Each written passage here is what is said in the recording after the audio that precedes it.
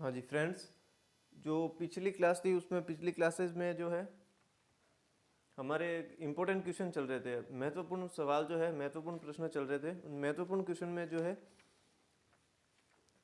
कुछ दो तो ऐसे इस टाइप के बाकी रह गए थे और बाकी तो डायग्राम वाले होंगे, जो √2 √3 को संख्या रेखा पर निरूपण।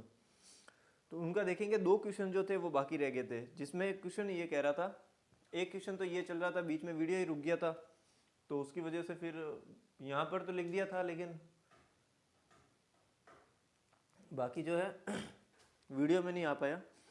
तो इसको देख लेते हैं, इस क्वेश्चन को। सवाल ये कह रहा था कि एक्सप्रेस 1.32 का बार प्लस 0.35 का bar in the form p/q where p and q are integers and q is not equal to 0।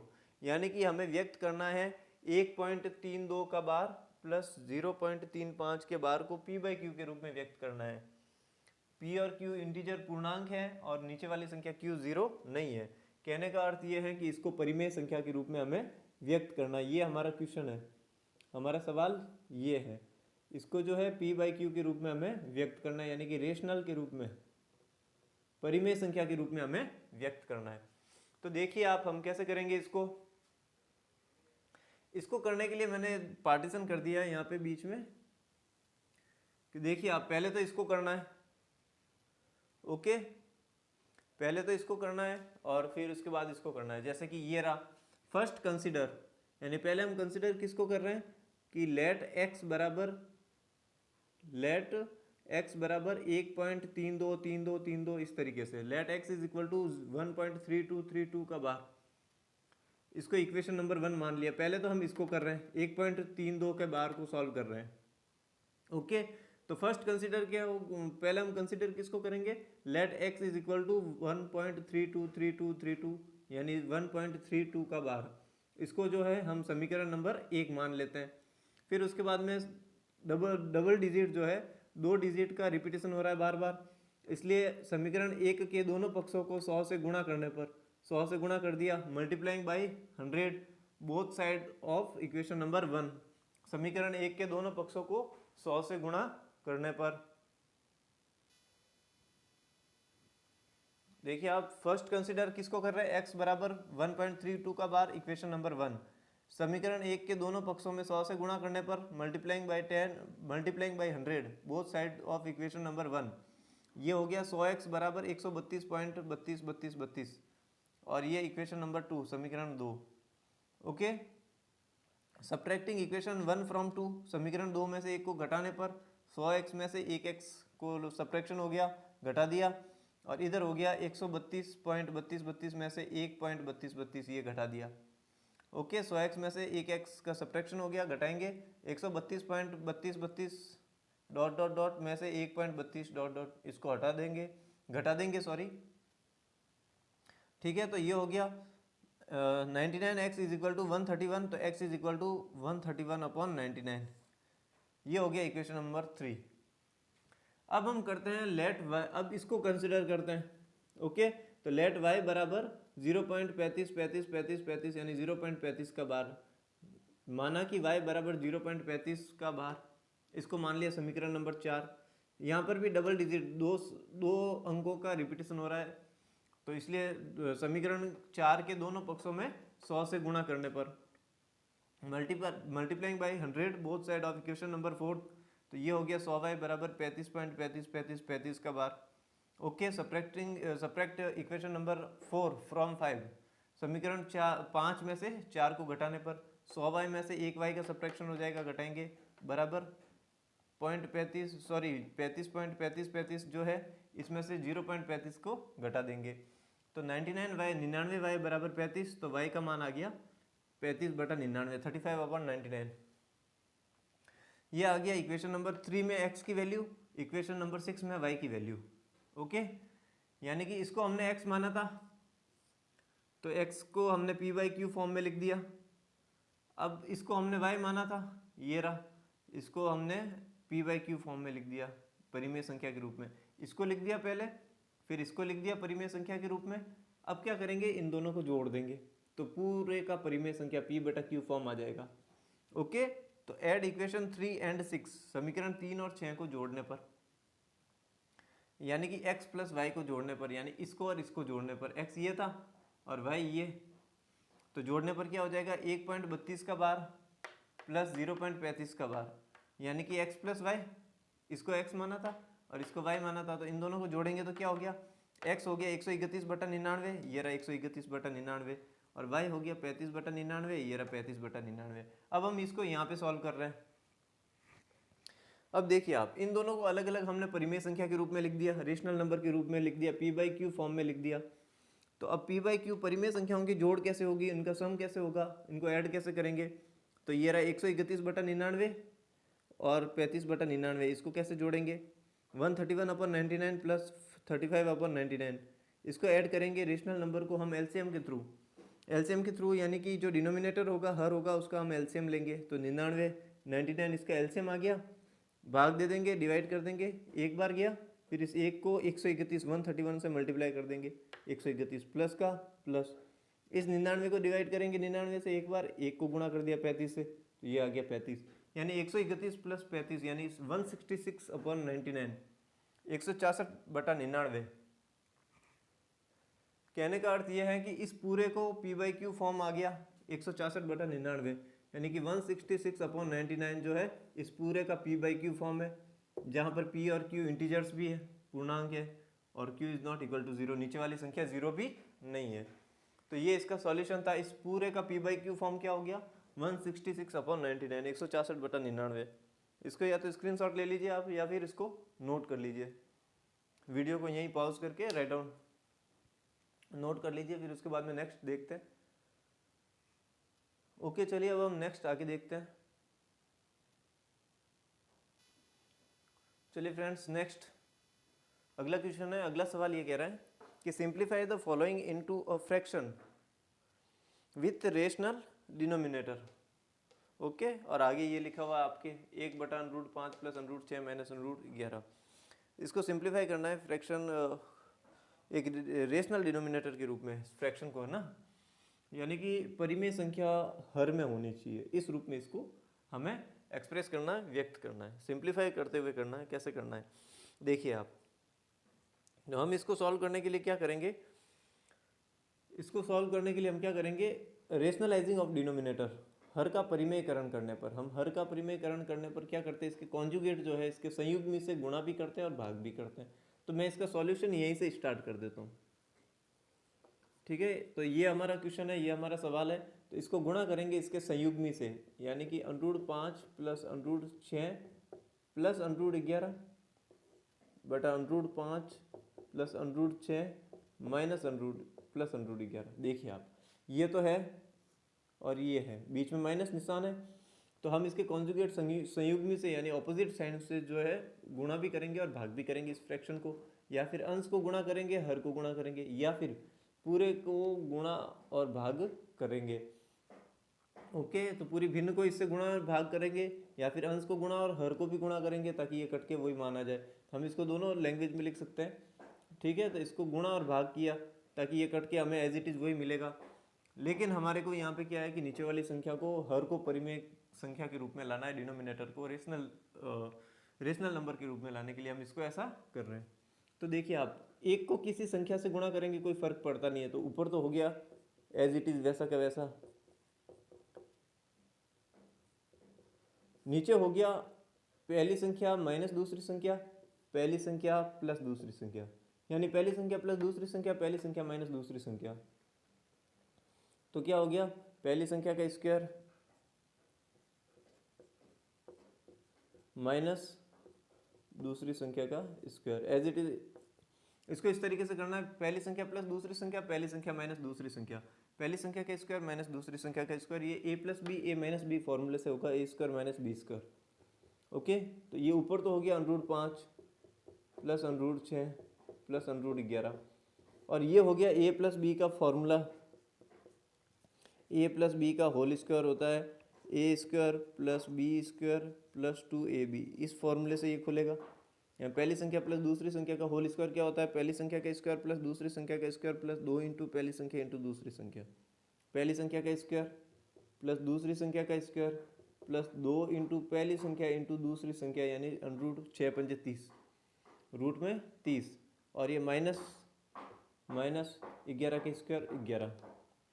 Okay, ये होल स्क्वायर फॉर्मूले से हो जाएगा और ये -11 रूट से स्क्वायर कर जाएगा। अब देखिए आप, ऊपर तो हो गया √5 प्लस √6 प्लस √11, और नीचे हो गया 5 और 6 11, 11 में से 11 कैंसिल हो गए। ओके, तो नीचे तो बच गया 2√30, 2√30। अब देखिए आप, यहाँ पे हमारे को क्वेश्चन में पूछा हुआ था simplifying the following into a fraction with rational denominator, यानी कि परिमेय संख्या हर के रूप में इसको, इस भिन्न को जो है सिंप्लीफाई करना है। तो परिमेय संख्या हर में लानी है। अभी तक हर में डिनोमिनेटर यानी नीचे वाली संख्या में परिमेय संख्या नहीं है। तो अब हम इसको क्या करते हैं कि ऐसी संख्या से गुणा भी करेंगे और भाग भी करेंगे। तो मैं इसको सॉल्व यहाँ पे करता हूँ, इसके आगे यहीं पे, कि ये तो हो गया √5 प्लस √6 माइनस प्लस √11, ये हो गया 2 को गुणा किया √30 से, तभी ये वो 2√30 हो गया। तो इसको हम अलग अलग मल्टीप्लाई में लिख रहे हैं, लेकिन इसको जो पूरे को जो है √30 से गुणा भी करेंगे और √30 से भाग भी करेंगे, √30 से मल्टीप्लाई और √30 से डिवाइड भी करेंगे। ऐसा इसलिए करेंगे कट के वही मान आएगा, लेकिन हमारे को हर में जो है परिमेय संख्या मिल जाएगी, इसलिए ऐसा कर रहे हैं। तो √30 को इस पूरे से गुणा होगा, ये तो हो गया रूट में 150, 150, ये हो गया प्लस रूट में 180, रूट में आपस में मल्टीप्लाई हो जाएगा अंदर ही अंदर।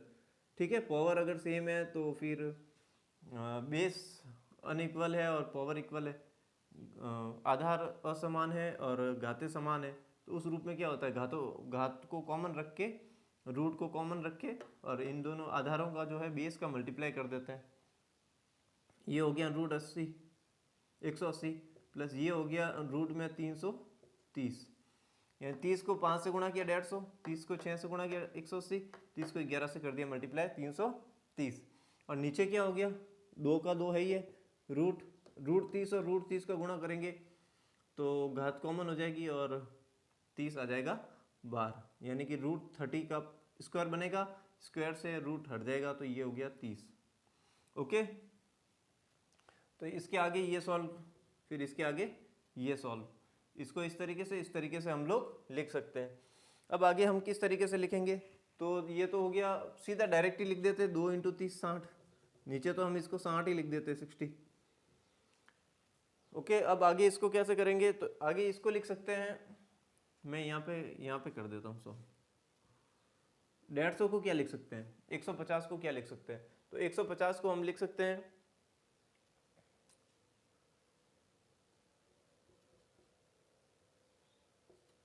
ये लिख सकते हैं 25 × 6, 25 × 6 इज इक्वल टू 150, 150 होता है।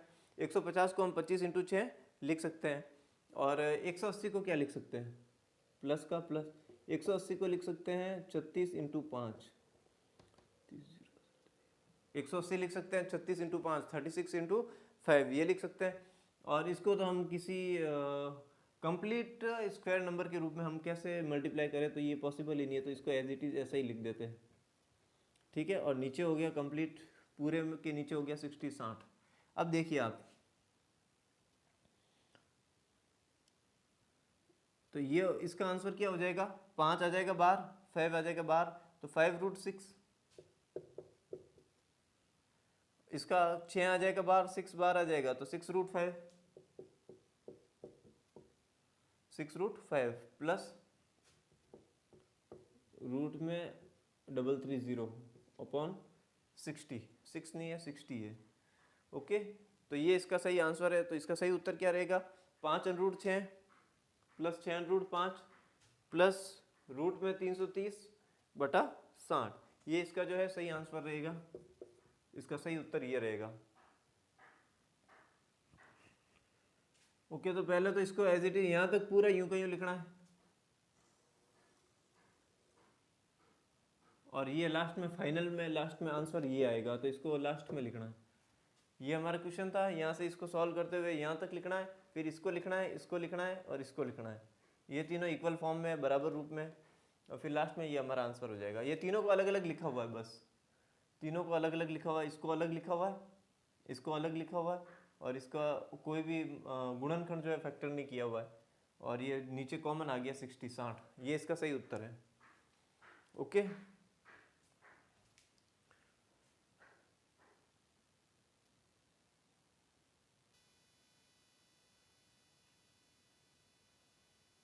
अब इसको लिख दीजिए या फिर स्क्रीनशॉट ले लीजिए, फिर उसके बाद में इसको भी हटाते हैं।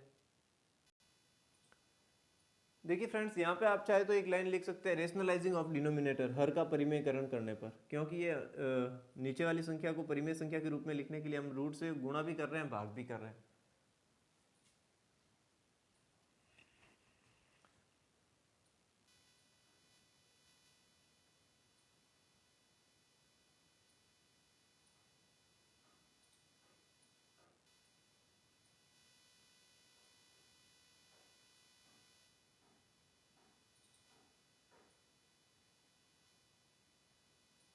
चलिए इसको लिख दीजिए, फिर उसके बाद इसको भी हटाते हैं।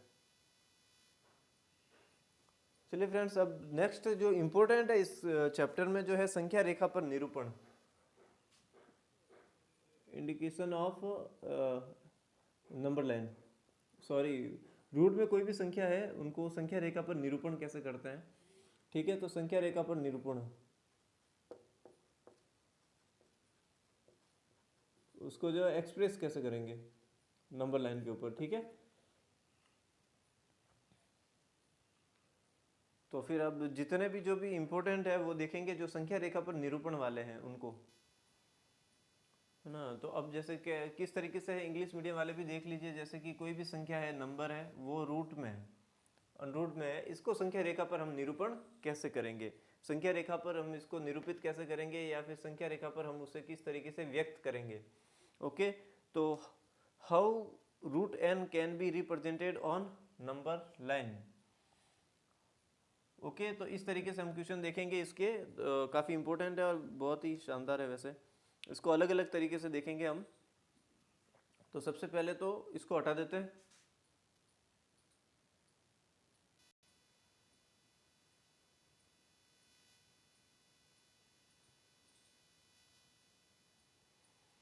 ये रहा अनरूट 2। संख्या रेखा पर अनरूट 2 का निर्धारण कीजिए, या फिर संख्या रेखा पर अनरूट 2 को निरूपित कीजिए। देखिए फ्रेंड्स, ये तो अनरूट 2 का किस तरीके से करेंगे हम, कि सरलता से ये इस प्रकार देखा गया है कि यूनानी जो थे, यूनानी जो थे, उन्होंने, यूनानियों ने अनरूट 2 यानी कोई भी एक संख्या ले लेंगे अपन n, तो यूनानियों ने जो है अनरूट n, रूट n, यानी कि ये आसानी से देखा जा सकता है कि किस प्रकार यूनानियों ने रूट 2 का पता लगाया था। और उन्होंने क्या किया था कि एक एकक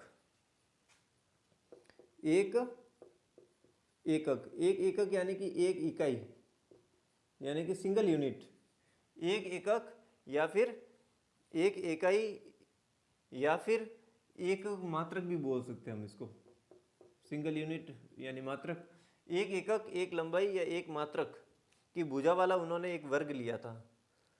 मान लीजिए कि कोई भुजा वाला वर्ग लिया था, वर्ग यानी स्क्वायर जिसकी चारों भुजाएं बराबर हो, समान हो, और एक एकक यानी सिंगल यूनिट, एक एकक की लंबाई की भुजाओं वाला एक वर्ग लिया था। और वो वर्ग मान लीजिए कौन सा लिया था उन्होंने, OABC, इस तरीके से उन्होंने वर्ग लिया था। और पाइथागोरस प्रमेय लागू करके उन्होंने OB ज्ञात किया था। क्या ज्ञात किया था? OB। कौन से प्रमेय से? पाइथागोरस प्रमेय से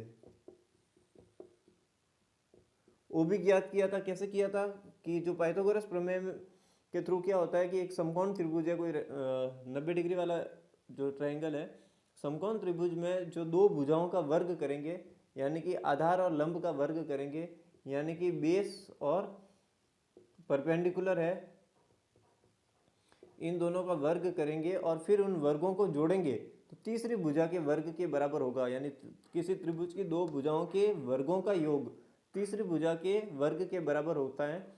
इस पाइथागोरस प्रमेय का प्रयोग करते हुए उन्होंने, ये सबसे बड़ी भुजा कर्ण थी, इसका स्क्वायर जो होता है वो आधार का स्क्वायर यानी कि बेस का स्क्वायर प्लस परपेंडिकुलर यानी लंब का स्क्वायर, इस फॉर्मेशन से, इस पाइथागोरस प्रमेय से उन्होंने ओबी ज्ञात किया। ओबी यानी कि कर्ण ज्ञात किया था। ओबी कर्ण हाइपोटेनस, तो उसका स्क्वायर क्या होता है, आधार या बेस का स्क्वायर यानी कि 1 का स्क्वायर, प्लस परपेंडिकुलर यानी लंब का स्क्वायर यानी कि 1 का स्क्वायर। 1 का स्क्वायर 1 ही होता है, 1 का स्क्वायर 1 ही होता है यानी 2। ये आया था ओ बी का स्क्वायर। समीकरण के दोनों पक्षों में वर्गमूल लेने पर, स्क्वायर रूट करने पर, तो ओ बी क्या हो गया, √2, यानी कि ये लंबाई आई थी √2। ये काम उन्होंने यूनानियों ने किया था। क्या किया था कि उन्होंने किया था कि एक एकक या एक मात्रक या एक इकाई की लंबाई की भुजा वाला उन्होंने वर्ग लिया था। मान लीजिए ओ ए बी सी लिया था और उन्होंने पाइथागोरस प्रमेय लागू करके उन्होंने ओ बी को प्राप्त कर लिया, यानी √2 को प्राप्त किया, यानी कि सबसे बड़ी भुजा ओ बी को उन्होंने प्राप्त किया √2। और ये जो √2 आया है, √2 आया है, इस √2 को उन्होंने संख्या रेखा पर इन्होंने निरूपित किया था। तो ऐसा उन्होंने आसानी से कर लिया था, सरलता से ज्ञात कर लिया था। और इस बात का ध्यान रखते हुए उन्होंने एक काम किया। क्या काम किया कि मान लीजिए एक संख्या रेखा है, संख्या रेखा यानी नंबर लाइन, नंबर लाइन है, संख्या रेखा है। उस संख्या रेखा पर मान लीजिए एक बिंदु है ओ, ये वाला बिंदु ओ जो 0 को रिप्रेजेंट करता है, यानी कि 0 को निरूपित करता है। फिर इधर आ गया -1, -2, इस तरफ चलेंगे और इधर आ गया +1, +2, +3, +4। इस तरीके से उन्होंने नंबर लाइन संख्या रेखा ली और संख्या रेखा पर उन्होंने जो है ओ बिंदु को 0 पर उन्होंने, इस बात का ध्यान रखते हुए उन्होंने जो है शीर्ष बिंदु जो ओ है इसको 0 के साथ संपाती बना रहे, 0 के साथ ये अटैच रहे और इस तरीके से उन्होंने संपाती रहे, इसका ध्यान रखते हुए उन्होंने संख्या रेखा पर उन्होंने अलग अलग बिंदुओं को स्थानांतरित करते हुए या फिर अलग अलग बिंदुओं को निरूपित करते हुए उन्होंने इस एज इट इज इसी डायग्राम को यहाँ पर उन्होंने स्थानांतरित कर दिया, इसी को ही यहाँ पर लाके ट्रांसफर कर दिया। यानी कि ये दूरी जो है एक एकक है, सिंगल यूनिट है। तो ये 1 पे कौन सा पॉइंट होगा, ए होगा। अगर 0 पे ओ है तो 1 पे ए हो गया। और यहाँ से भी उन्होंने एक एकक लंबाई की दूरी वाला वर्ग लाया था उन्होंने, और वर्ग लाया यानी स्क्वायर लाया, यानी चारों भुजाएं बराबर है। ये एक है, ये एक है, ये एक है और ये भी एक है, एज इट इज लाया। और उन्होंने ये लिया √2, √2, √2 है, ये √2 है। ओ तो लिखा हुआ है, वापस लिखने की जरूरत है नहीं। ओ बी सी और ये रहा ए, एज इट इज उन्होंने इस तरीके से इसको यहाँ पे स्थानांतरित किया। अभी देखिए आप, ओ भी √2 सेंटीमीटर है, ये ओ, ये रहा ओ, और ये बी, ये कितनी लंबाई है, ये लेंथ है √2 सेंटीमीटर। या √2 इकाई, जो भी इकाई या मात्रक माना है, सेंटीमीटर मीटर जो भी है वो है। और एक प्रकार की सहायता से इन्होंने ओ को केंद्र माना, ओ को जो है सेंटर माना, और प्रकार जो होता है उस प्रकार की सहायता से प्रकार की नोक तो रखी ओ पर, ओ को केंद्र मानकर और ओ बी को त्रिज्या मानकर, ओ बी को रेडियस मानकर उन्होंने एक त्रिज्या मानकर एक वृत्त खींचने का ट्राई किया है। यानी कि वृत्त खींचा, या फिर हम आसानी से कह सकते हैं कि वृत्त का एक भाग यानी कि चाप खींचा। चाप यानी आर्क, ओके, चाप यानी आर्क। ओबी को त्रिज्या मानकर उन्होंने एक चाप या आर्क खींचा, और आर्क खींचते समय उन्होंने जो है यह पाया कि संख्या रेखा पर एक बिंदु, ये नंबर लाइन है, संख्या रेखा है, इस संख्या रेखा पर एक बिंदु P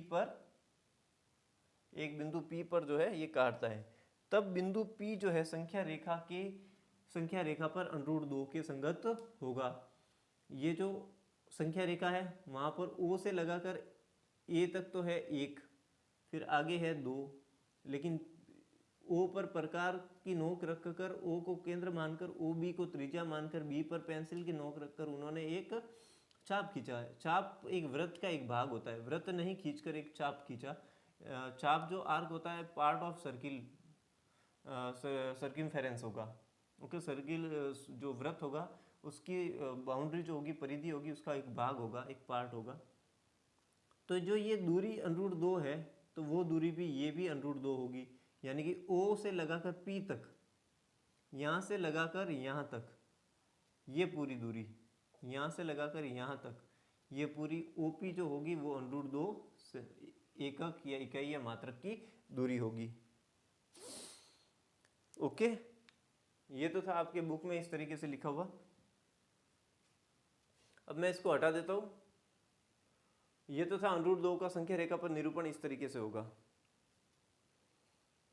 ये तो बुक के हिसाब से है, बाकी तो दूसरा तरीका और भी है, उसको किस तरीके से लिखना है, लिखने के कई तरीके होते हैं, आप इसको नोट कर लीजिए।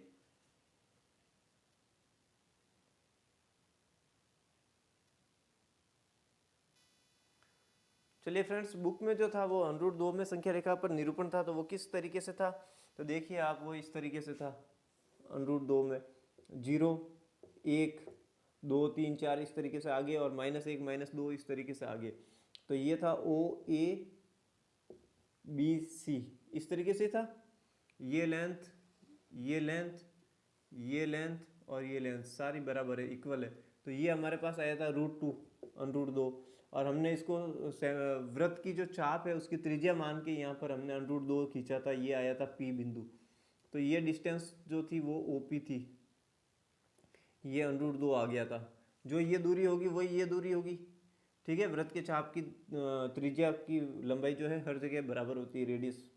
तो OP आ गया था √2, यहाँ तक आ गया था। ये हमने निकाला था √2 का संख्या रेखा पर निरूपण। अब है बुक में लिखा हुआ है कि वास्तविक संख्या रेखा जो है, ये वास्तविक संख्या रेखा है, कोई भी संख्या रेखा मान लीजिए, यही है। अब इस संख्या रेखा पर √3 का निरूपण कैसे करेंगे, √3 का निरूपण कैसे करेंगे। तो √3 का निरूपण करने के लिए हम क्या करेंगे कि ये जो √2 आया है, यहाँ से ही हम एक 90 डिग्री का एक लंब खींचेंगे, 90 डिग्री का एक परपेंडिकुलर खींचेंगे, और वो भी एक एकक यानी कि सिंगल यूनिट, एक मात्रक का लंब खींचेंगे। जितना ये है उतना का उतना ये खींचेंगे। ओके, यहाँ तक खींच लेंगे एक एकक। ओके, अब इसको हम यहाँ से मिला देंगे, O से लगाकर यहाँ तक मिला देंगे। तो अब देखिए आप, यहाँ पर एक आसानी से दिखाई देता है कि जो OC है ये एक था, OA भी एक था, AB भी एक था, और BC भी एक था। लेकिन हमने क्या किया कि जो इसका जो OB है इसके ऊपर 90 डिग्री का एक लंब खींचा था, और सिंगल यूनिट एक एकक का खींचा था। तो अब ये जो लंब है उसको O से मिला दिया, और ये मान लीजिए कोई बिंदु है D पॉइंट है, यहाँ पर ये कट हो रहा है, इंटरसेक्ट हो रहा है, ठीक है। यहाँ पर भी देखिए आप, पाइथागोरस प्रमेय लागू होगी। पाइथागोरस प्रमेय क्या कहती है कि OD यानी कि सबसे बड़ी भुजा का वर्ग करेंगे तो वो अन्य दो भुजाओं के वर्गों के योग के बराबर होगा। अन्य दो भुजाएं कौन सी होगी, ये समकोण त्रिभुज है, तो अन्य दो भुजाएं यानी कि √2 का स्क्वायर प्लस 1 का स्क्वायर, दो भुजाओं के वर्गों का योग तीसरी बड़ी भुजा के वर्ग के बराबर होता है, या फिर बड़ी भुजा का वर्ग अन्य दो भुजाओं के वर्गों के योग के बराबर होता है। यहाँ पर भी पाइथागोरस प्रमेय से ये डिस्टेंस आ जाएगी, ये दूरी आ जाएगी पाइथागोरस प्रमेय से। तो क्या आ जाएगी, √2 का स्क्वायर 2 प्लस 1 का स्क्वायर 1, ये आ गया OD का स्क्वायर, यानी कि OD का स्क्वायर क्या आ गया 3। तो OD क्या आ गया, OD का स्क्वायर 3 आ गया, तो OD क्या आ गया √3। समीकरण के दोनों पक्षों में वर्गमूल लेने पर OD जो है ये O और ये D, ये डिस्टेंस आ गई √3, √3 आ गई, ठीक है। यानी कहने का अर्थ ये है कि √2 तो हमने पिछले सवाल में कर लिया था। अब इसी को आगे बढ़ाते हुए हम क्या करते हैं कि OB पर एकक लंबाई वाला लंब, OB पर जो है एकक लंबाई वाला लंब यानी 90 डिग्री का एक एकक लंबाई वाला लंब खींचा, यानी कि इकाई यूनिट, सिंगल यूनिट का एक लंब खींचा, परपेंडिकुलर खींचा, ठीक है। और फिर हमने पाइथागोरस प्रमेय लागू करके हमने जो है OD बराबर √3 प्राप्त कर लिया, और एक प्रकार की सहायता से प्रकार लिया, और उसकी सहायता से O को तो माना केंद्र, O को माना केंद्र, केंद्र यानी सेंटर, प्रकार की नोक यहाँ पर रखी, और OD को त्रिज्या माना, यानी पेंसिल की नोक यहाँ पे रखी और प्रकार की नोक यहाँ पे रखी, और OD को माना त्रिज्या, OD को माना त्रिज्या, और त्रिज्या मानकर एक छाप खींचा, आर्क खींचा, ठीक है। तो OD को त्रिज्या मानकर एक चाप खींचा, चाप यानी आर्क, ओके। अब चाप खींचा और ये संख्या रेखा पर Q बिंदु पर काटता है, ये संख्या रेखा पर Q बिंदु पर काटता है। और इसी तरीके से हमें जो Q जो है OQ, ये आ गया हमारे पास √3। OP तो था √2, OP √2 और OQ क्या आ गया √3। अर्थात Q जो है वो √3 के संगत है, जिस तरीके से P √2 के संगत था। O से होकर O को 0 माना है, शीर्ष पॉइंट O को जो है 0 मान के हम चले थे। इसी प्रकार से अब आप देखिए, कहने का अर्थ ये है कि एक आसानी से एक नॉर्मल बात है कि हम जो है कोई भी संख्या है, मान लीजिए √ में n-1, जैसे हमारे पास था 2 था n-1, तो 2 ज्ञात करने के बाद में हम √ में 3 भी ज्ञात कर सकते हैं, ये ज्ञात किया, यानी कि √ में n-1 में से एक जोड़ दिया, 2 में ये n-1 है उसमें एक जोड़ दिया, ठीक है, यानी कि 1 से 1 कट गया, यानी कि √n, यानी कि n-1 पता है तो उसकी अगली संख्या n होगी और उसकी अगली संख्या √ में n+1 होगी। इसी तरीके से √n-1 यानी 2 का स्थान निर्धारण होने के बाद में हम √n यानी कि इसमें एक जोड़ेंगे तो 1 से 1 कट गया, √n का निर्धारण भी हम आसानी से कर सकते हैं, जहाँ पर n कोई एक धनात्मक पूर्णांक होगा, पॉजिटिव इंटीजर होगा, यानी 1 से शुरू होगा, इंटीजर पॉजिटिव इंटीजर 1 से शुरू होता है। ओके, तो ये था हमारे बुक के हिसाब से चले थे। अब आसानी से कोई क्वेश्चन आ जाए तो उसको किस तरीके से करते हैं, तो उसको भी हम एक लिखने का फॉर्म देख लेंगे, इसको नोट कर लीजिए आप। चलिए फ्रेंड्स, वापस से इसको देख लेते हैं कि जैसे कोई भी क्वेश्चन है, √2 का संख्या रेखा पर प्रदर्शित कीजिए, √2 को संख्या रेखा पर निरूपण किस तरीके से किया जाता है। तो वो निरूपण देखने के लिए हम इसको एक लैंग्वेज के फॉर्म में किस तरीके से देखना है, तो वो देख लीजिए कि माना कि सबसे पहले लिखना है कि माना कि सबसे पहले हमें सपोज करना है और मान के क्या चलना है कि कोई भी लिख देंगे, जैसे कि एक इकाई यानी कि कोई भी यूनिट ले रहे हैं तो हम 1 सेंटीमीटर लेके चलते हैं, ठीक है। तो इस तरीके से लेके चलना है कि √2 का संख्या रेखा पर निरूपण कैसे करेंगे।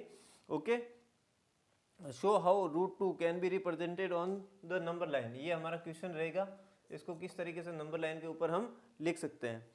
तो हमें इसको लिखने के लिए क्या करना पड़ेगा, सबसे पहले माना कि 1 इकाई बराबर 1 सेंटीमीटर, ये लेना है, ठीक है। उसके बाद में क्या लिखना है, जैसे जैसे हम बोलते हैं, जिस तरीके से हम बोल के इसको साथ इसको जैसे इंडिकेट करेंगे, वैसे वैसे इसको साथ में लिखते हुए भी जाना है। तो हम यहाँ से स्टार्ट कर देते हैं सबसे पहले।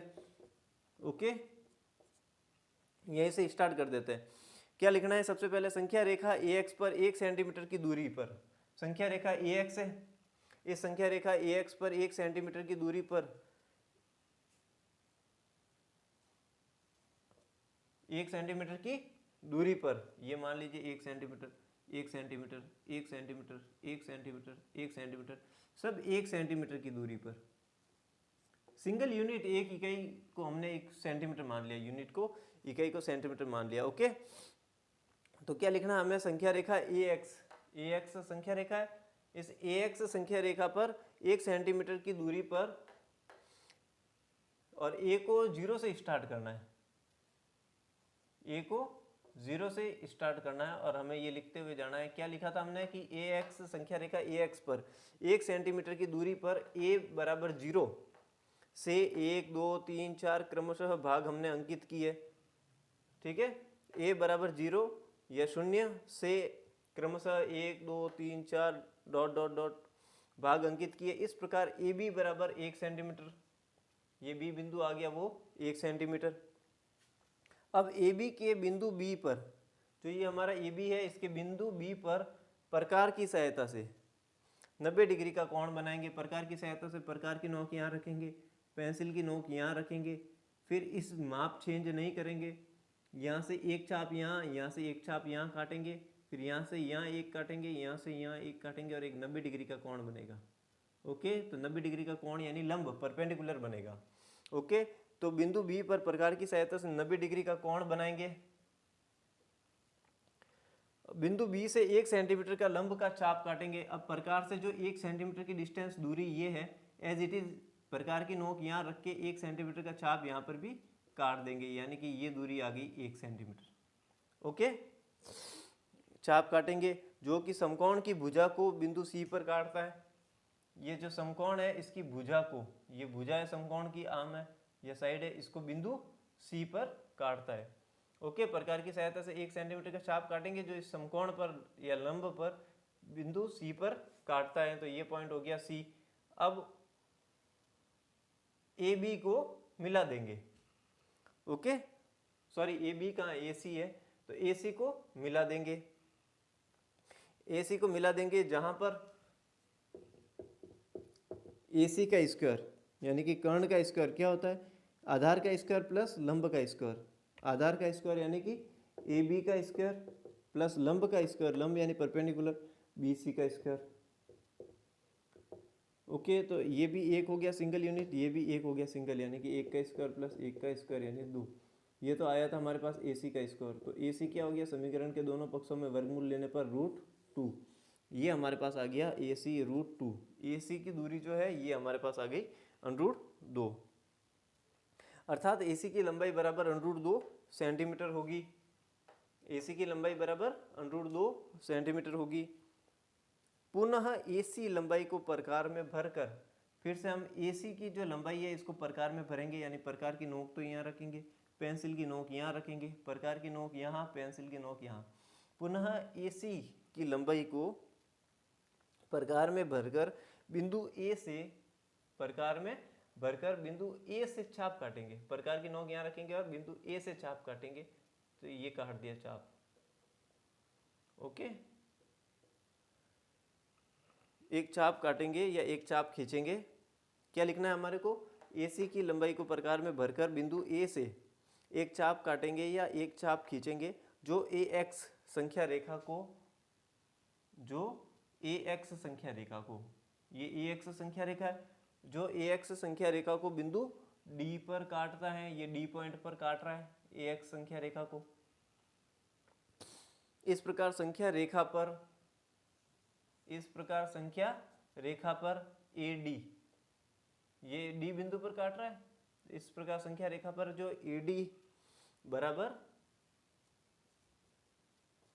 √2 सेंटीमीटर या √2 इकाई होगा।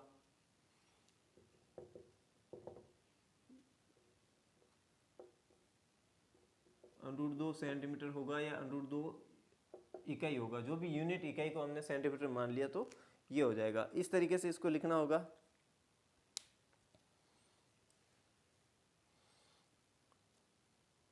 ओके, इसको नोट कर लीजिए, फिर उसके बाद में इसको आगे और देखते हैं। चलिए फ्रेंड्स, ये तो हो गया था हमारे पास √2 का संख्या रेखा पर निरूपण। इंडिकेट करना है संख्या रेखा पर, उसको किस तरीके से करते हैं। तो √2 का तो हो गया था। अब हम देखते हैं √3 का संख्या रेखा पर निरूपण, √3 का। तो √2 का तो ऐसा कैसे लेके चलना है इसको, √2 तो ऐसे का ऐसे ही चलेगा। ठीक है, तो अब हमारे को क्वेश्चन है कि √3 को संख्या रेखा पर प्रदर्शित कीजिए। Okay, show how √3 can be represented on the number line. किस तरीके से होगा, तो ये तो हमारे को √3 ज्ञात करने के लिए, √3 ज्ञात करने के लिए हमारे को पहले √2 ज्ञात करना होता है। तो वो √2 ज्ञात कर लिया। अब देखिए आप, √2 ज्ञात कर लिया तो डी बिंदु पर प्रकार की नोक रखेंगे। जितना √2 ज्ञात किया है वो तो लिखना ही है, √2 ज्ञात किया वो तो लिखना ही है।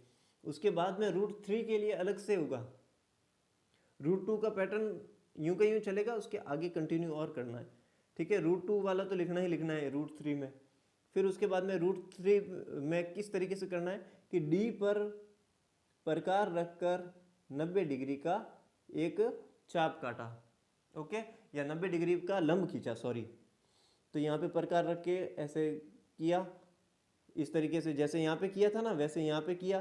फिर माप चेंज नहीं करनी है, मेजरमेंट चेंज नहीं करना है माप को, और प्रकार को वही रखना है। और एक चाप यहाँ, एक चाप यहाँ काटना है। फिर एक चाप यहाँ से यहाँ काटना है, एक चाप यहाँ से यहाँ काटना है। तो ये एज इट इज 90 डिग्री का कोण बन जाएगा, परपेंडिकुलर। ओके, ये लंब बना, डी बिंदु पर लंब बना, डी बिंदु पर लंब बना, परपेंडिकुलर बना। फिर यहाँ से हम जिस तरीके से 1 सेंटीमीटर की दूरी थी, तो प्रकार भी 1 सेंटीमीटर का भरकर डी बिंदु पर प्रकार रखकर 1 सेंटीमीटर का हम यहाँ पर एक चाप काटेंगे। तो यानी कि ये हमारे पास डिस्टेंस आ गई 1 सेंटीमीटर। डी जो है 1 सेंटीमीटर का प्रकार भरकर यहाँ पर हम एक चाप काटेंगे। और ये जो चाप जहाँ पर कटा है उसको बिंदु ई लिख देंगे। फिर ए को और ई को मिला देंगे, यानी ये रहा ए और ये रहा ई, इसको मिला देंगे। ओके, यहाँ तक समझ में आ गया। तो यहाँ पर क्या लिखना है, सबसे पहले लिखने के लिए हम क्या करेंगे, √3 का संख्या रेखा पर प्रदर्शन में, तो पहले तो √2 का चलेंगे, ऐसा कैसे लेके चलेंगे। ओके, तो क्या करेंगे सबसे पहले कि रेखा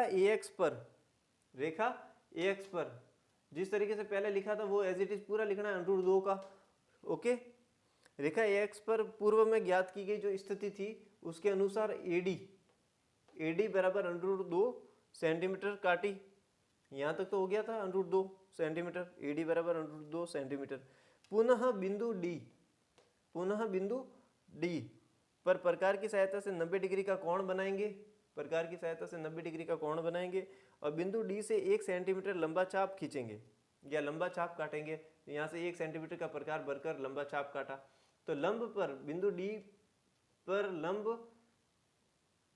पर प्रकार की छाप ई बिंदु पर कटती है, जो समकोण की भुजा को ई बिंदु पर काटता है। ओके, तो बिंदु डी से 1 सेंटीमीटर का लंबा चाप काटेंगे जो समकोण की भुजा को, ये समकोण की भुजा है, इसको ई बिंदु पर काटता है, और बिंदु ए और ई को मिला देंगे, ये रहा ए और ई को मिला देंगे। ओके, पुनः पाइथागोरस प्रमेय के अनुसार क्या होगा, अब समकोण त्रिभुज क्या लेंगे, ए डी और ई, उसमें आधार क्या हो गया, बेस क्या हो गया, AD √2। AD क्या हो गया, देखिए आप सबसे पहले त्रिभुज ADE में क्या करेंगे, A और E, सबसे बड़ी भुजा AE है, A से लगाकर E तक, तो सबसे बड़ी भुजा का स्क्वायर वो क्या हो जाएगा, इस भुजा का स्क्वायर यानी कि AD का स्क्वायर यानी √2 का स्क्वायर, प्लस फिर D और E का स्क्वायर, DE 1 सेंटीमीटर हमने चाप काटा है तो 1 सेंटीमीटर का स्क्वायर, √2 का स्क्वायर 2 प्लस 1 का स्क्वायर 1, यानी ये हो गया AE का स्क्वायर क्या हो गया, 2 और 1 3। तो समीकरण के दोनों पक्षों में वर्गमूल ले लेंगे, वर्गमूल करेंगे, स्क्वायर रूट करेंगे, तो AE क्या हो गया, √3, यानी AE की वैल्यू हमारे पास आई, A और E ये वाली डिस्टेंस आई √3। अब क्या करना है, अब देखिए आप, अब AE की दूरी को प्रकार में भरकर, ये A है जो 0 से शुरू हो रहा है, शीर्ष बिंदु A और E की दूरी को प्रकार में भरकर, यानी कि प्रकार की नोक A पर रखेंगे और पेंसिल की नोक E पर रखेंगे। ओके, प्रकार में भरकर बिंदु A से एक चाप खींचेंगे, ये दूरी को प्रकार में भरकर A से एक चाप खींचेंगे, ये चाप ऐसे गोलाई में आएगा। ओके, एक चाप खींचेंगे जो AX, जो संख्या रेखा AX, ये नंबर लाइन संख्या रेखा है, इस AX को बिंदु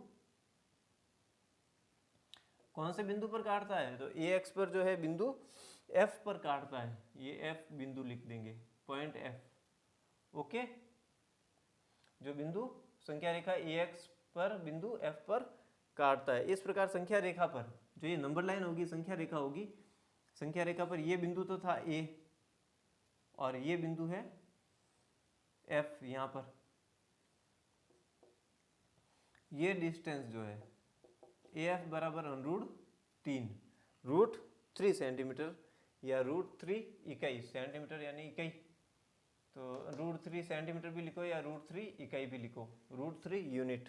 ओके, तो इस प्रकार संख्या रेखा पर AF बराबर √3 इकाई या AF बराबर √3 सेंटीमीटर हमें प्राप्त होगी।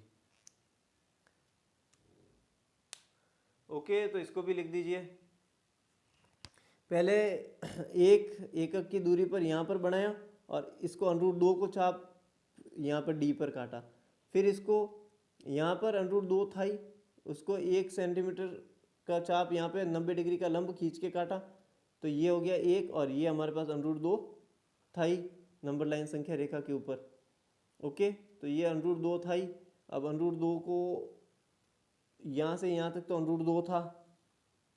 ओके, जो ये डिस्टेंस है वो भी ये डिस्टेंस बराबर होगी √2, क्योंकि ये चाप की त्रिज्या कभी चेंज होती नहीं है, रेडियस कभी चेंज होती नहीं है। ओके, फिर यहाँ पर लंब खींचने के बाद में ये दूरी हमने ज्ञात की, ये यहाँ पे आ गई √3, AE बराबर √3, √3, फिर यहाँ से एक चाप काटा तो ये ए एफ बराबर हो गई, एफ यहाँ पर है, पहले तो ए और डी जो है वो √2 आ गई, और ए और एफ मैंने यहाँ पर लिखी है, यहाँ से लगा कर यहाँ तक ये √3 इस तरीके से आएगी। √3 √3 ज्ञात करने के लिए पहले √2 ज्ञात करना होगा। ओके, चलिए इसको भी हटा देते हैं, इसको भी साफ कर देते हैं। तो ये इस तरीके से यहाँ पर हो जाएगी। चलिए इसको नोट कर लीजिए या फिर रोक दीजिए वीडियो को यहीं पर।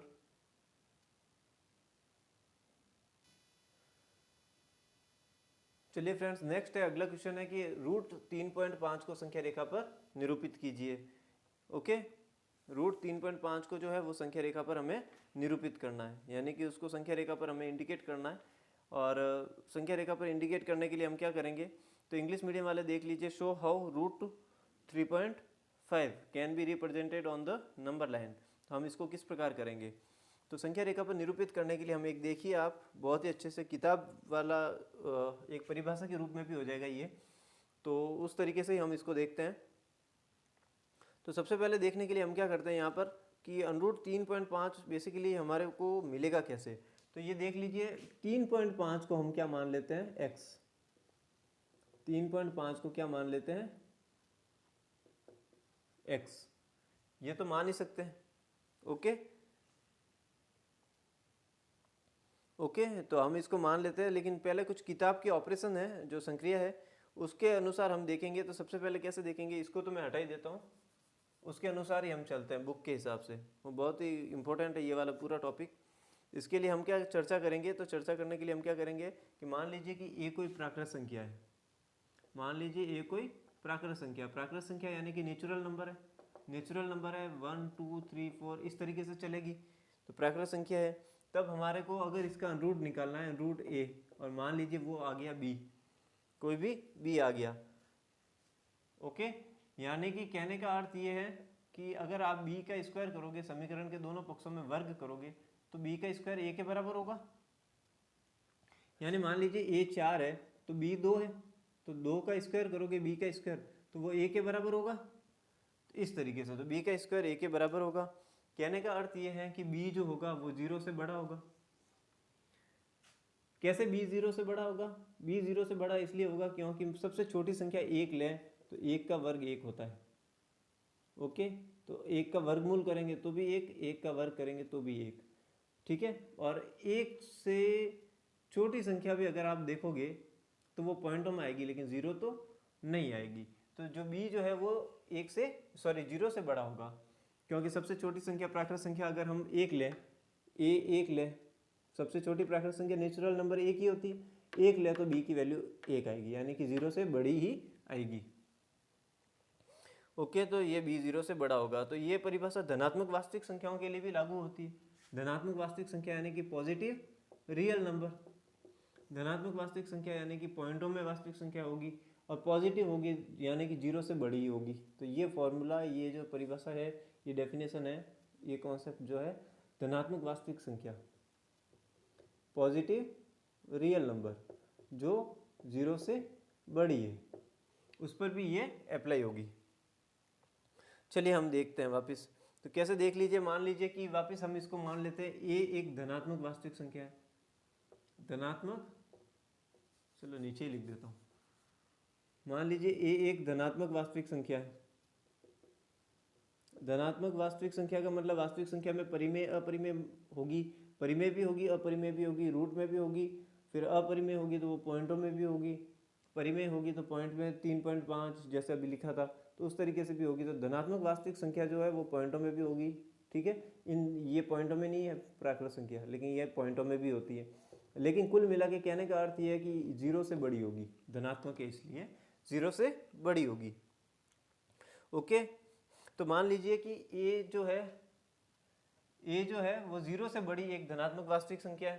तो ए 0 से बड़ी एक धनात्मक वास्तविक संख्या है, या फिर 0 से बड़ी एक वास्तविक संख्या है भी कह सकते हैं। तो ए का रूट निकालेंगे तो वो बी के बराबर आएगा, यानी कि बी स्क्वायर जो होगा वो ए के बराबर होगा, इसके स्क्वायर करोगे तो ए के बराबर होगा। कहने का अर्थ ये है कि बी भी 0 से बड़ा होगा। ओके, चलिए अब इसको मैं हटा देता हूँ, इसको मैं इरेज कर देता हूँ।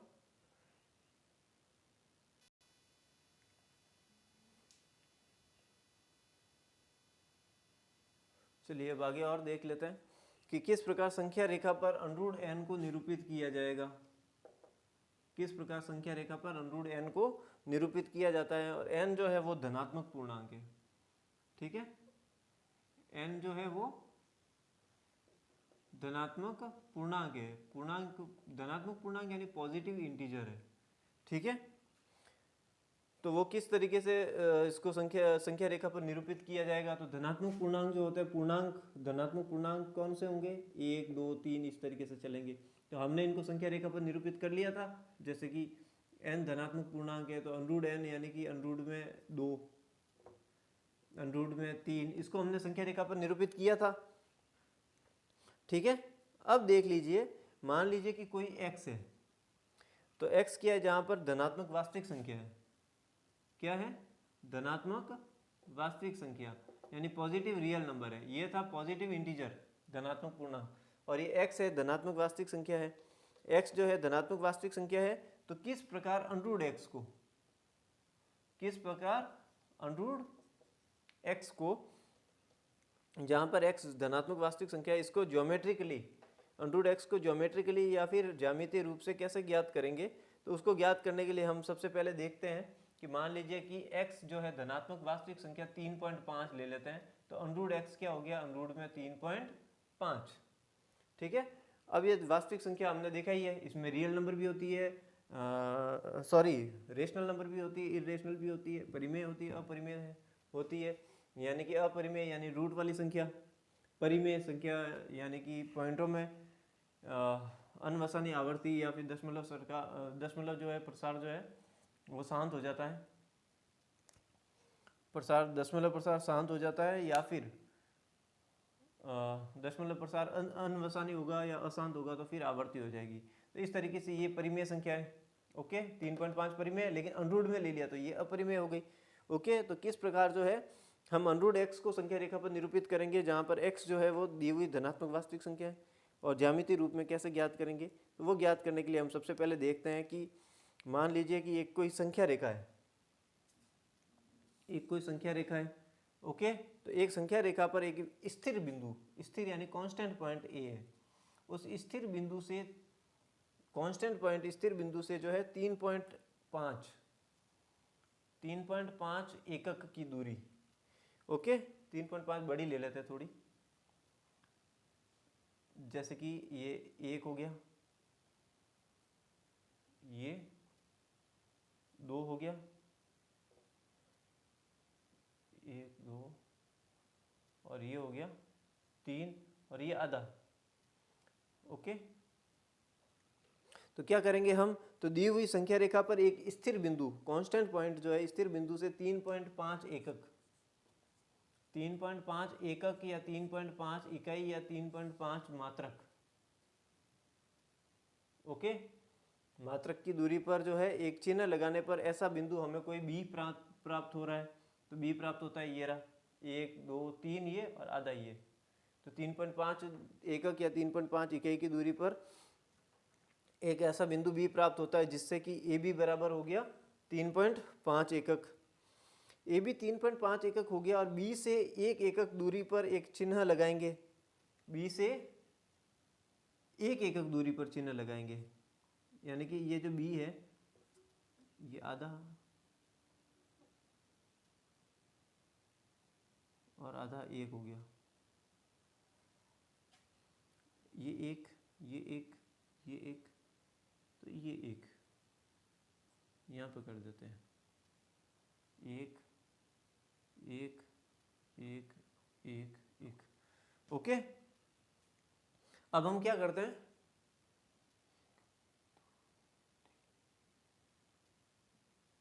हर बार कंफ्यूज हुई, ये रहा, बी से 1 एकक,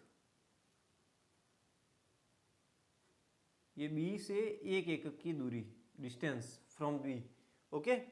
अब हम क्या करते हैं कि बी से 1 एकक की दूरी पर चिन्ह लगाएंगे और नए बिंदु को सी मान लेंगे, नए बिंदु को सी मान लेंगे। अतः AC का मध्य बिंदु ज्ञात करेंगे। AC जो है ये पूरा AC आ गया यहाँ से लगाकर यहाँ तक, तो AC का जो है मध्य बिंदु हम ज्ञात कर लेंगे। तो मान लीजिए कोई AC का मध्य बिंदु ज्ञात कर लेते हैं, इसका सेंटर पॉइंट ज्ञात कर लेते हैं। 1 2 3 4, ठीक है। तो 4 का आधा तो हो गया 2, ये इसका भी आधा, ये इसका मध्य बिंदु होगा, मिड पॉइंट होगा। ओके, मध्य बिंदु मिड पॉइंट कैसे ज्ञात करेंगे? मिड पॉइंट ज्ञात करने के लिए क्या करेंगे, प्रकार की नोक यहाँ रखेंगे और पेंसिल की नोक यहाँ रखेंगे और यहाँ पर पूरा सेमी सर्कल अर्धवृत्त बनाएंगे। तो ये डिस्टेंस पूरी AC की जस्ट सेंटर में आ जाएगा, ये बिंदु इसका मध्य बिंदु आ जाएगा सेंटर में O। ओके, अब देखिए आप, तो हमने क्या किया कि AC जो AC है इसका मध्य बिंदु ज्ञात किया और उस बिंदु को हमने O मान लिया।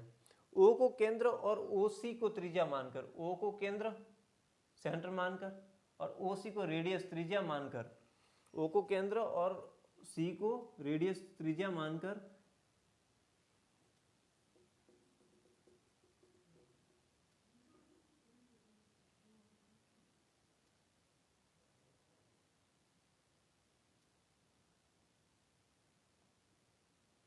ओके, चाहो तो OC को त्रिज्या मान लो, रेडियस मान लो, चाहो तो आप OA को त्रिज्या मान लो, रेडियस मान लो, क्योंकि रेडियस इक्वल होती है, बराबर होती है। तो OA OC कैसे भी मान लो और OC को त्रिज्या मानकर एक अर्धवृत्त बनाया। AC पर एक लंब जो AC है, AC पर एक लंब ऐसा खींचा जो B से होकर जाता हो। AC है, इस पर एक लंब ऐसा खींचा, परपेंडिकुलर ऐसा खींचा जो B से होकर जाता हो। वो परपेंडिकुलर लंब जो है B से होकर जाएगा।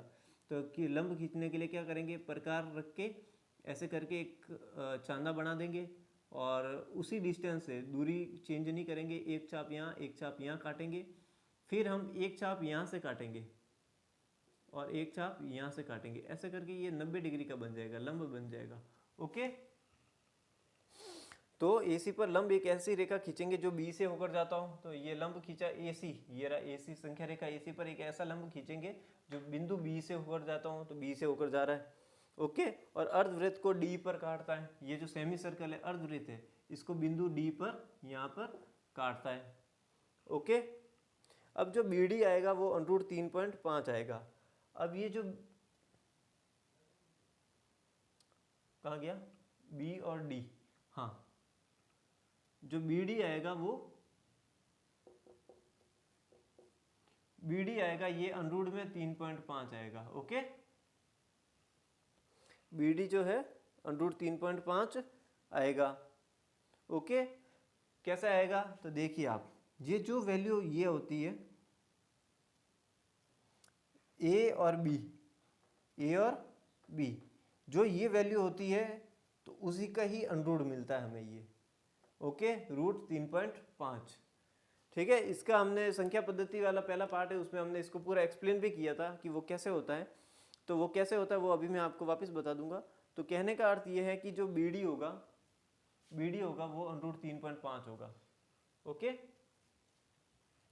AB 3.5 है, AB बराबर x बराबर धनात्मक वास्तविक संख्या 3.5 एकक।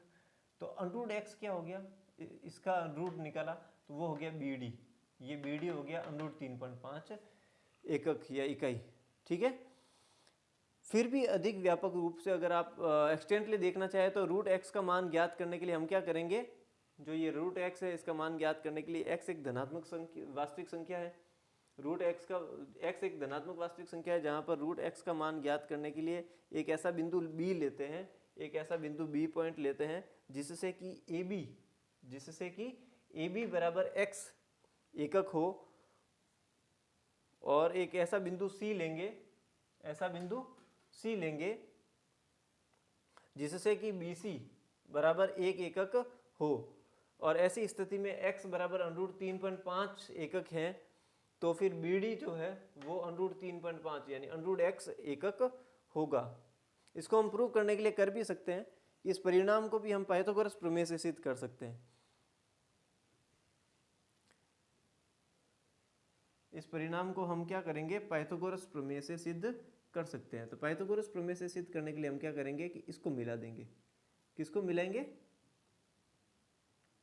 इसको मिला देंगे, यानी कि ओ डी को मिलाने पर, ओ डी को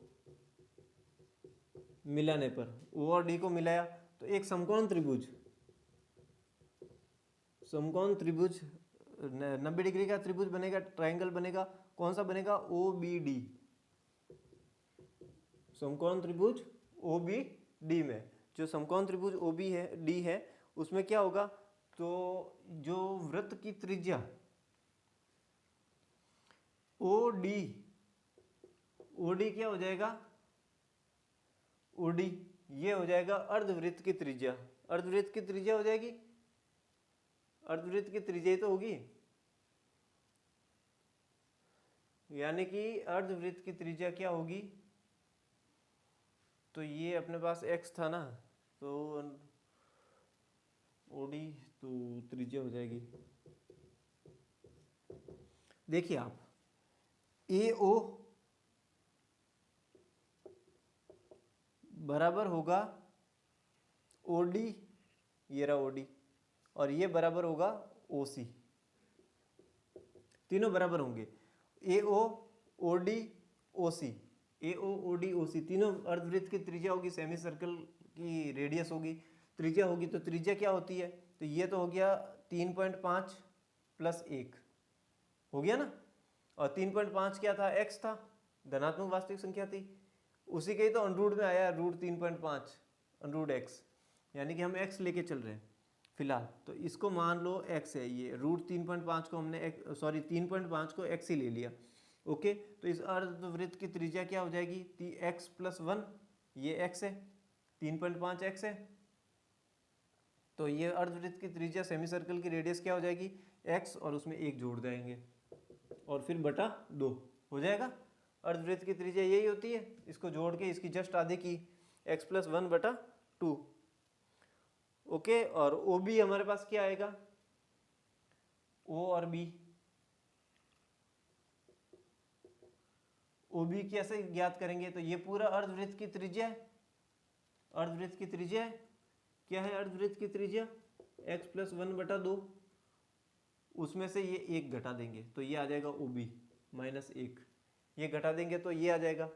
तो देखिए आप, ये फ्रैक्शन है, भिन्न है, 1/1 लिख सकते हैं, 1 को भिन्नों की फ्रैक्शन जो भिन्न है इनको जो सब्ट्रैक्शन कैसे करेंगे, भिन्नों को घटाएंगे कैसे, एलसीएम लेके, तो एलसीएम आ गया 2, ठीक है, 2 का भाग 2 में एक बार, 1 को इससे गुणा किया तो ये तो हो गया x प्लस 1,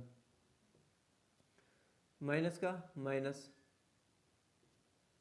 1 का भाग 2 में 2, 2 को 1 से गुणा किया 2, यानी कि 1 माइनस 2 हो गया माइनस 1, अलग अलग निशान है, घटा देंगे और बड़ी संख्या वाला निशान लगा देंगे, और यहाँ x का x, यानी कि x का x प्लस 1 माइनस 2 हो गया माइनस 1 बटा 2। कहने का अर्थ ये है कि OB हमारे पास क्या आया, OB क्या आया, x प्लस 1 बटा 2 ये आया, OB हमारे पास x प्लस 1 बटा 2 ये आ गया। और OD क्या आया, OD ये रहा, OD क्या है, x प्लस 1 बटा 2। अब हम ज्ञात कर सकते हैं ये समकोण त्रिभुज ट्रायंगल में, क्या ज्ञात कर सकते हैं, कैसे ज्ञात कर सकते हैं, तो मैं इसको यहाँ पे कर रहा हूँ। समकोण त्रिभुज में सबसे बड़ी भुजा कौन सी है, OD। सबसे बड़ी भुजा का जो वर्ग होता है वो अन्य दो भुजाओं के वर्गों के योग के बराबर होता है, यानी कि OB का स्क्वायर प्लस BD का स्क्वायर, OB का स्क्वायर प्लस BD का स्क्वायर, आधार का स्क्वायर OB प्लस BD यानी लंब का स्क्वायर बराबर कर्ण का स्क्वायर होता है, सबसे बड़ी भुजा का वर्ग का स्क्वायर होता है OD का स्क्वायर, ये रहा। ओके, तो अब देखिए आप, हमारे पास क्या नहीं है, BD नहीं है, तो यानी कि BD का स्क्वायर क्या हो जाएगा, इसको इधर भेज दो, बराबर की इधर आ जाएगा तो माइनस में हो जाएगा, यानी कि OD का स्क्वायर माइनस OB का स्क्वायर। ओके, और OD हमारे पास क्या है, OD ये रहा x प्लस 1 बटा 2, x प्लस 1 बटा 2 का स्क्वायर माइनस OB क्या है, OB है x प्लस 1 का O B x plus one कैसे है, O B x minus one है ना, एक्स माइनस वन, तो ये हो गया एक्स माइनस वन बटा दो का स्क्वायर। ओके, तो ये तो क्या हो गया, देखो आप इसको दो तरीके से कर सकते हो, ए स्क्वायर माइनस बी स्क्वायर, यानी कि पहली संख्या का स्क्वायर माइनस दूसरी संख्या का स्क्वायर क्या होता है, पहली संख्या प्लस दूसरी संख्या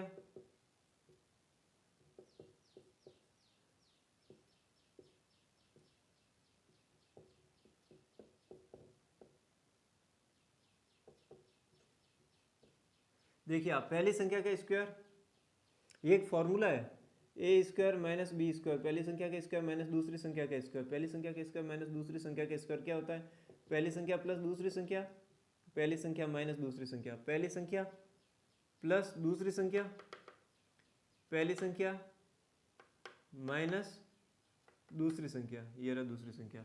ओके, इस फॉर्मूले का उपयोग हमने यहाँ पे किया है।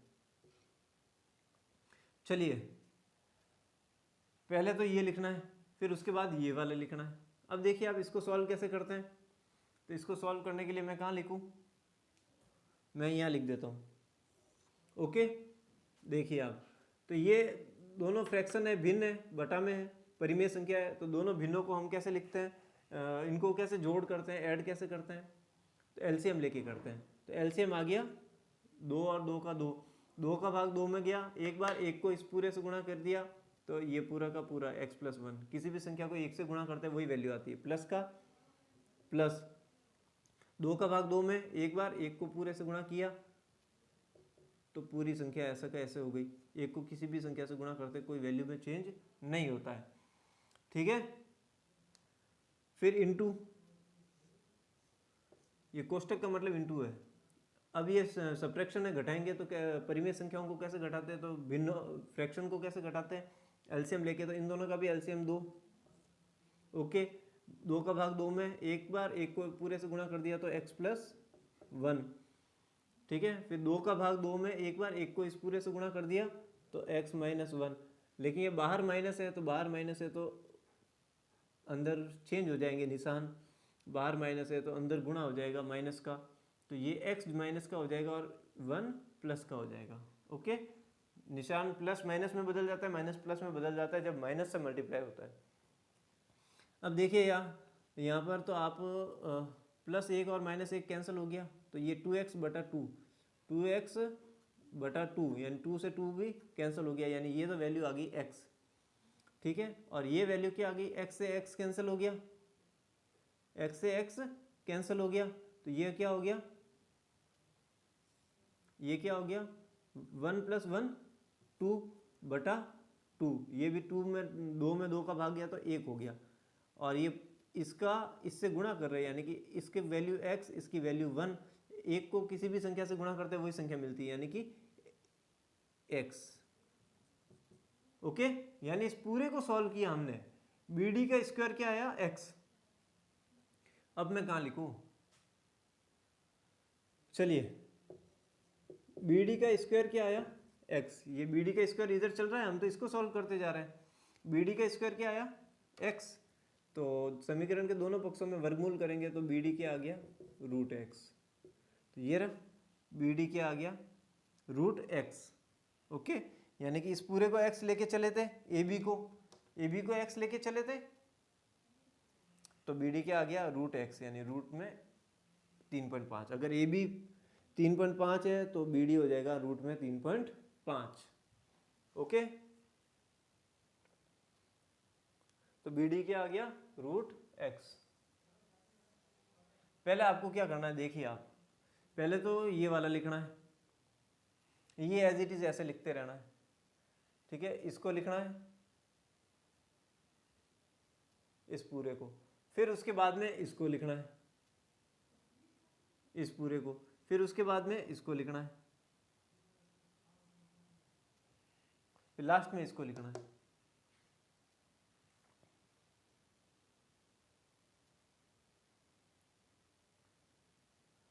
ओके, मैं इसको हटा देता हूं,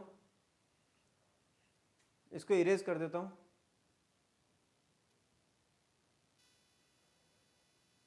चलिए फ्रेंड्स, हमने देख ही लिया है कि जिस तरीके से हमारे पास जो वैल्यू थी ए बी की, ए बी जो हमने एक्स माना था या फिर जो भी माना था 3.5 माना था, जो भी किया था ए बी को, तो उसी तरीके से हमारे पास बी डी की वैल्यू क्या आई थी, बी डी आई थी रूट में एक्स, यानी कि रूट में 3.5। ओके,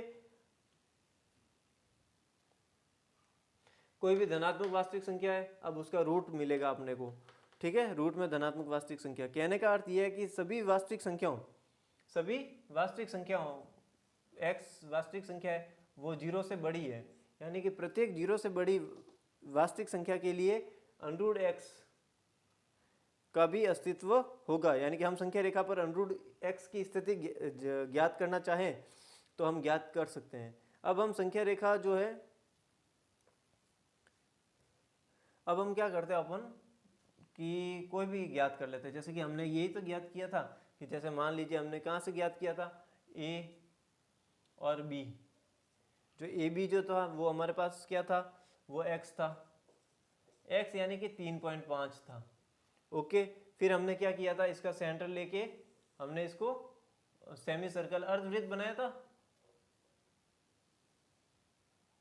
हमने ये सेमी सर्कल अर्धवृत्त बनाया था।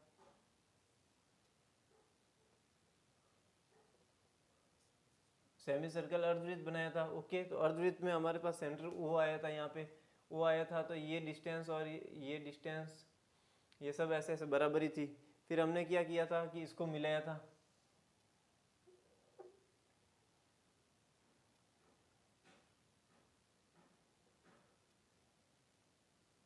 यहाँ पे कर देते हैं, ए बी जो है x था यानी कि 3.5। ओके, x था 3.5। फिर हमने क्या किया था कि इसकी जस्ट 1 सेंटीमीटर इसको आगे बढ़ाया था, 1 इकाई 1 सेंटीमीटर जो भी हमने आगे बढ़ाया था वो BC हो गया था। फिर B पर हमने लंब खींचा था 90 डिग्री का एंगल, जो सेमी सर्कल अर्धवृत्त को D पर बिंदु D पर काट रहा था। तो ये हमारे पास जो है ये दूरी क्या आई थी, OD। OD हमारे पास x+1 पूरे की आधी आई थी, यानी कि सेमी सर्कल की त्रिज्या बन रही थी। लेकिन हमने फिर BD ज्ञात किया तो वो हमारे पास अंडरूट x आ गया, अंडरूट x यानी कि अंडरूट में 3.5, ये BD 3.5 आया। देखिए अब तो जिस तरीके से सभी वास्तविक संख्याओं x के लिए जो जीरो से बड़ी है उसमें अंडरूट x का अस्तित्व भी शामिल होगा। संख्या रेखा अंडरूट x की स्थिति हम ज्ञात करना चाहे तो हम ज्ञात कर सकते हैं। कैसे ज्ञात करेंगे, तो संख्या रेखा जो BC है, ये संख्या रेखा BC, पहले तो ये पूरी थी, अब हम इसको ही रखते हैं संख्या रेखा BC, क्योंकि हमारे पास अंडरूट 3.5 आ गया है। तो हमारे को क्या अंडरूट x की स्थिति ज्ञात करनी है, तो फिर संख्या रेखा संख्या रेखा BC को संख्या रेखा मान लेंगे और B को शून्य मान लेंगे, B को 0 मान लेंगे, B को शून्य मानकर और C को 1 मानेंगे, क्योंकि यहाँ से हमने 1 पहले ही ले रखा था। तो 1 2 इस तरीके से आगे चलते रहेंगे। ओके, तो B को शून्य मानकर C को 1 मान ले इत्यादि, हम आगे इसी रूप में चलते रहेंगे। और B को केंद्र मानकर, B को सेंटर मानकर, केंद्र मानकर, और BD को त्रिज्या मानकर, ये जो BD है इसको त्रिज्या मानकर, रेडियस मानकर एक छाप खींचेंगे। ये छाप इस तरीके से आएगा, एक छाप खींचेंगे। छाप यानी कि सर्कल का एक पार्ट होता है, वृत्त का एक भाग होता है। एक छाप BD को त्रिज्या मानकर एक छाप खींचेंगे जो संख्या रेखा को E पर, जो ये संख्या रेखा है उसको E बिंदु पर काटता है। C तो ये रहा जो संख्या रेखा को E बिंदु पर काटता है। अतः E जो है अंडरूट x को निरूपित करेगा, E जो है अंडरूट x को निरूपित करेगा, यानी कि BE बराबर अंडरूट x हो जाएगी, यानी कि अंडरूट में 3.5 हो जाएगी, क्योंकि जो वृत्त की त्रिज्या है, जो ये दूरी है, वो ये दूरी होगी, यानी कि ये जो हमारे पास आ जाएगी अंडरूट 3.5। ओके, तो चलिए इसको भी साफ कर लेते हैं, हटा देते हैं, बाकी देखेंगे नेक्स्ट अगली क्लास में, क्योंकि वीडियो ज़्यादा बड़ा बन जाएगा और कुछ और बाकी रह गया है। जो वो नेक्स्ट होगा उसमें भी संख्या रेखा पर निरूपण ही होगा, जिस तरीके से ये थे उसी तरीके से होगा। तो उनका कुछ है, जैसे कि अंडरूट 5 या अंडरूट 6 जो भी ज्ञात करना है वो बाद में अगली क्लास में देख लेंगे, वो लास्ट क्लास होगी, छोटी भी हो सकती है। चलिए फिर आज के लिए इतना ही।